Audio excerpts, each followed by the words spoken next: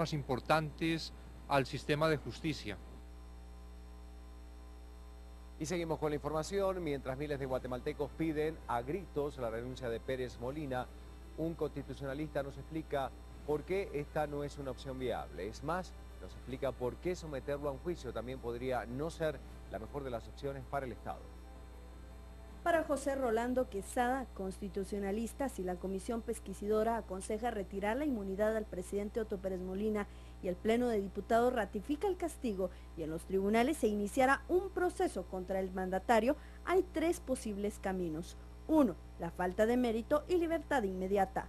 2. Darle medida sustitutiva. 3. Dictar prisión preventiva para el presidente y separarlo provisionalmente del cargo. Aun si este extremo llegara a suceder, los guatemaltecos están obligados a seguir pagando el salario presidencial, uno de los más altos de Latinoamérica. Si le ordena una prisión preventiva, sin ninguna medida sustitutiva, sin fianza, sin posibilidad de salir de la cárcel, el presidente es separado provisionalmente de su cargo. En ese caso, continúa devengando su salario hasta que finalice el proceso. Eso no lo vamos a ver en este periodo. Y creo que tampoco en el siguiente. Si está mal concebida la ley en materia de antejuicio, yo creo que sí, porque el funcionario que está ejerciendo un cargo, desde el momento en que se declara que da lugar a formación de causa, debería ser separado en forma definitiva. Es una ley proteccionista y si renuncia voluntariamente, entonces nos deja en el problema de que esto puede ser una avalancha. Para este letrado, la renuncia tampoco es una opción. Y van a continuar con esta avalancha de problemas diciendo, ahora que renuncie Alejandro Maldonado, ahora que renuncie el que sustituyó a Alejandro Maldonado, ahora que renuncie el otro. Lo ideal, comenta Quesada, tampoco es modificar las leyes, pues hacerlo con prisas podría implicar más retrasos que beneficios. Para Quesada, Otto Pérez debe seguir en el cargo, pero con una comisión de notables académicos y profesionales que fiscalice hasta el último de sus actos. Y ahora nos vamos a las noticias departamentales. Seguimos recorriendo nuestro país.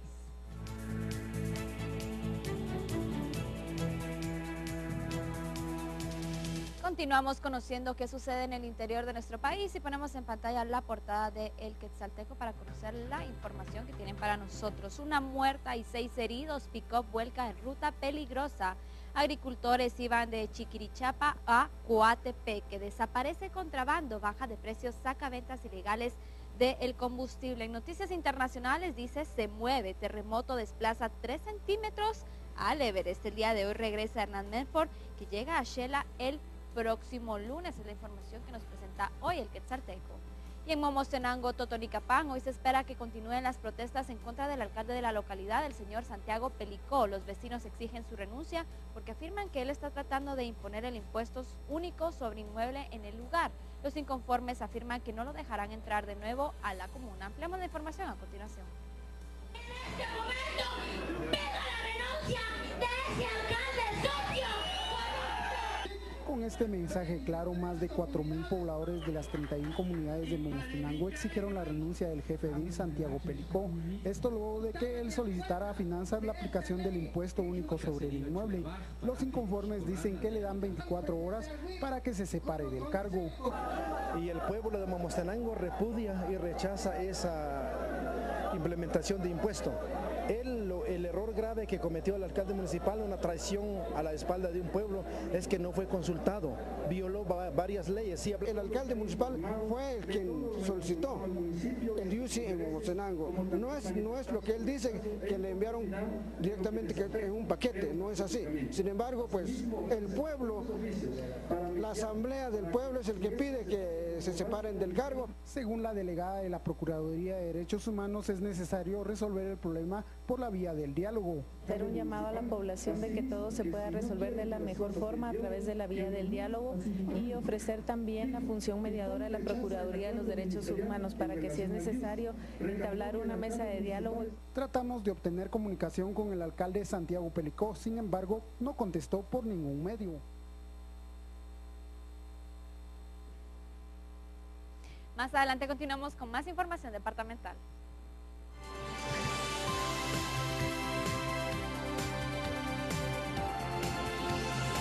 A las noticias internacionales, 7 de la mañana en Guatemala, lo hacemos en tiempo real. Exactamente, lo que está sucediendo en estos momentos.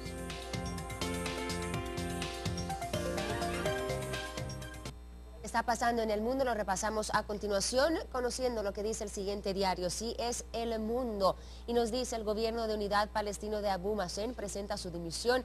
En otro vuelco de la política palestina, el gobierno de unidad formado por Al-Fatah, movimiento del presidente de la ANP, Abu Mazen, y el islamista Hamas, ha presentado su dimisión. El ejecutivo fue presentado hace tan solo un año con el enésimo intento de reconciliación interna. Las fuentes del Consejo Revolucionario de Al-Fatah habían anunciado con anterioridad que Abu Mazen se va a reunir este miércoles en Ramallah con el primer ministro Rami Hamdallah para que disolviese el gobierno y se forme uno nuevo. Vamos a estar nosotros pendientes entonces de lo que está pasando con el gobierno de unidad palestino de Abu Mazen. Esto podría traer, repercusiones en cuanto al conflicto que se vive en el Medio Oriente, y vamos a tener obviamente la reacción de varios países, varias potencias a nivel internacional. Vamos a seguir conociendo qué más está ocurriendo en el mundo. Nos vamos con Alejandro.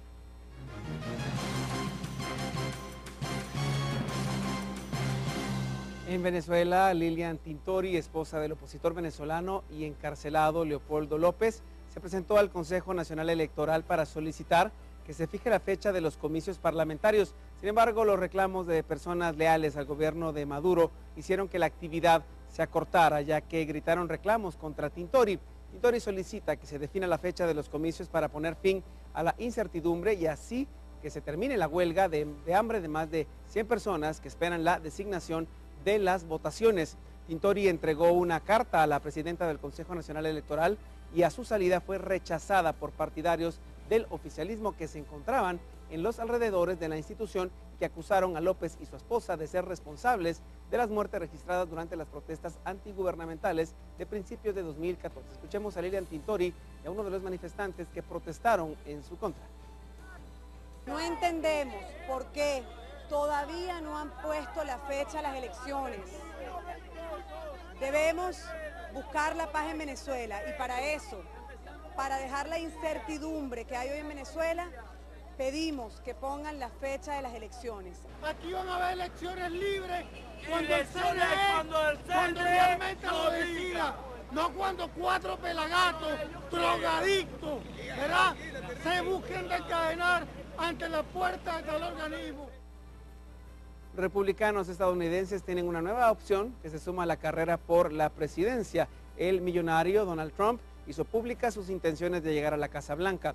Recurrió a la vena nacionalista, criticó el avance de China en la economía mundial y también la presencia de inmigrantes mexicanos en Estados Unidos, afirmando que construiría un muro entre ambas naciones para evitar más migraciones. El magnate inmobiliario de 69 años tiene una fortuna personal valuada en $9,000 millones. Ladies and gentlemen, I am officially running for President of the United States. Así, el famoso multimillonario estadounidense comenzó su corrida por la Casa Blanca. A los 69 años, Donald Trump espera llegar a la presidencia de su país para cambiar, según él, a una dirigencia política que califica de estúpida. El aspirante a la presidencia, que es reconocido por hablar sin eufemismos, ya había contemplado presentarse como candidato en 4 ocasiones anteriores. Trump promete que como presidente buscará restaurar la grandeza de Estados Unidos. Mientras tanto, en Rusia, el presidente de esa nación, Vladimir Putin, anunció que ha reforzado el arsenal nuclear con más de 40 misiles nucleares intercontinentales. La declaración la realiza el mandatario después de conocerse que Estados Unidos planea reforzar el despliegue militar en el este de Europa tras la crisis en Ucrania. El diario The New York Times informó el pasado fin de semana que el Pentágono estaba listo para desplegar armamento pesado para más de 5,000 soldados estadounidenses en varios países del este de Europa y los países bálticos para contener la amenaza rusa. El secretario general de la OTAN, Jens Stoltenberg, estimó que el anuncio del presidente ruso Vladimir Putin de reforzar su arsenal nuclear es injustificado, desestabilizante y peligroso. 7:05. Seguimos con más de BLM Noticias ahora. Y seguimos con la actividad deportiva a esta hora de la mañana. Ya está Cristalista. Por supuesto, fanáticos de los deportes, escuchen lo siguiente.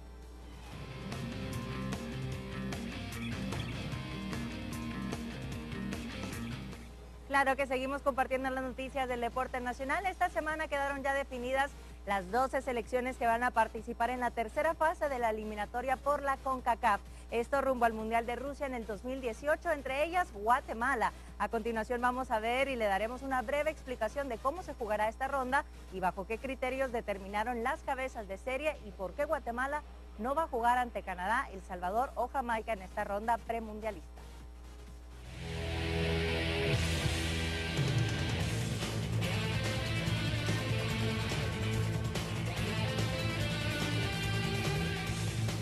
La segunda fase de la eliminatoria de la CONCACAF, clasificatoria para el Mundial de Rusia 2018, y quedaron definidas las 12 selecciones que disputarán la próxima ronda, donde está incluida Guatemala.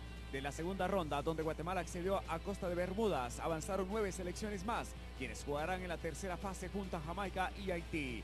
Tomando como base el ranking de la FIFA del mes de agosto, el cual coloca como cabeza de serie a las mejores clasificadas y les da el derecho a definir el boleto jugando de local el partido de vuelta. Jamaica posición 65, Haití 76, El Salvador 89, Guatemala 93, Antigua y Barbuda 104 y Canadá 109 se enfrentarán a San Vicente y Granadinas 112, Barbados 132, Curazao 144, Nicaragua 151, Belice 155 y Granada 160. Hay que dejar claro dos aspectos. Este ranking es el correspondiente del mes de agosto del 2014, antes de la Copa Centroamericana, cuando Guatemala fue subcampeona y logró un ascenso significativo, y la otra, la bicolor no puede ser rival de El Salvador, Canadá o Jamaica, por la sencilla razón que Cuba fue eliminada y esto benefició a nuestro país por la posición del ranking. Además, hay que ponerle mucha atención a las selecciones como Nicaragua, que eliminó a Surinam al vencerlo en ambos juegos, y Belice, que se impuso a República Dominicana. Inclusive los nicas ya nos dejaron fuera de una Copa de Oro. De allí, otras selecciones con resultados normales, como Canadá y El Salvador, que no tuvieron problemas para avanzar a Costa de Dominica y San Cristóbal y Nieves. De estas 12 selecciones que disputarán la tercera fase, sobrevivirán 6 quienes jugarán la cuarta ronda, que estará conformada por 3 cuadrangulares, donde ya están clasificadas Costa Rica, México, Estados Unidos, Trinidad y Tobago y Honduras. Los primeros 2 lugares avanzan a la hexagonal final, donde 3 irán al Mundial, y un cuarto puesto jugará un repechaje con una confederación no confirmada, aunque podría ser nuevamente Oceanía. Esto fue lo más relevante del fútbol nacional. Para Viva la Mañana, Luis López. Seguimos compartiendo más información en el deporte internacional más adelante en nuestro último bloque de información. 6 de la mañana con 8 minutos. Damos una vuelta de página para tener más noticias a esta hora. Tenemos que recordar lo nuestro, las raíces que siempre están vivas. Vamos. Así es, y como todos los días hacemos mención también de personajes históricos que fueron importantes para nuestro país. El día de hoy hablamos de Fray Francisco Jiménez.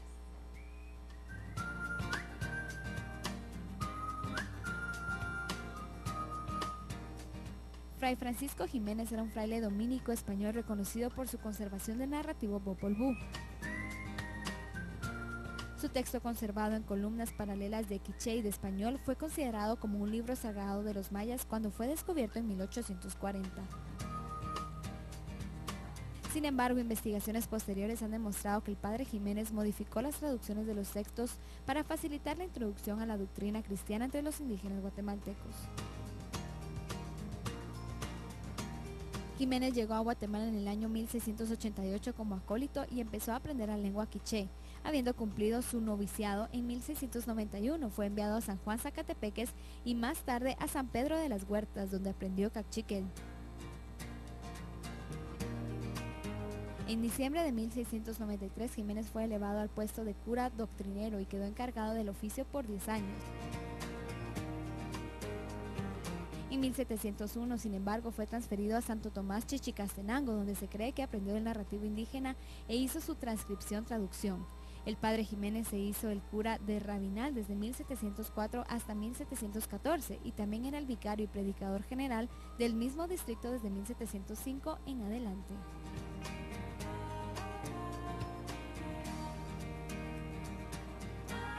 Existen también otros 2 manuscritos del padre Jiménez, primera parte del tesoro de las lenguas cachiquel, quiché y tzutuil e historia natural del reino de Guatemala.